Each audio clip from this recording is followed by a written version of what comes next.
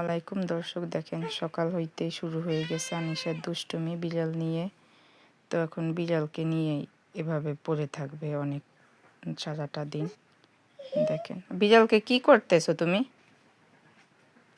কি করো? আদর করো, পরে বিড়ালে যদি কামড় মারে তোমারে?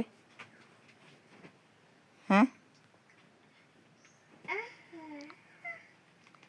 দেখেন লেজটা নিয়ে কি করতেছে, কিন্তু এই বিড়ালটা কখনোই কিছু বলে না, কারণ বিড়ালটা ছোটবেলা থেকে আমাদের ঘরে থাকে। আর ও ছোট্টবেলা থেকে কোলে নেয়, এভাবে লেজ টানাটানি করে, পা চুমা দেয়, কত কি করে, খাবারও দেয়।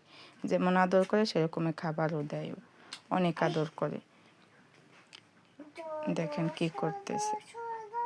অনেকটা সময় যদি আপনারা আমাদের ভিডিও ফলো করেন, এই ভিডিওতে প্রায় দেখা যাবে যে আনিশা প্রায়টা সময় বিড়াল নিয়ে পড়ে থাকে। আজকাল পোলাপান যেমন মোবাইল নিয়ে পড়ে থাকে, ও আর সেরকম না। ও বিড়াল নিয়ে বা খেলনা নিয়ে, পানি নিয়ে, কাদামাটি নিয়ে বেশি খেলে। ও অন্য পোলাপানদের মতো ওকে কখনো কার্টুন দেখাইয়ে খাওয়ান লাগে না, আলহামদুলিল্লাহ। ও নিজের ইচ্ছাই এখন থেকে নিজের হাত দিয়ে ভাত খায়।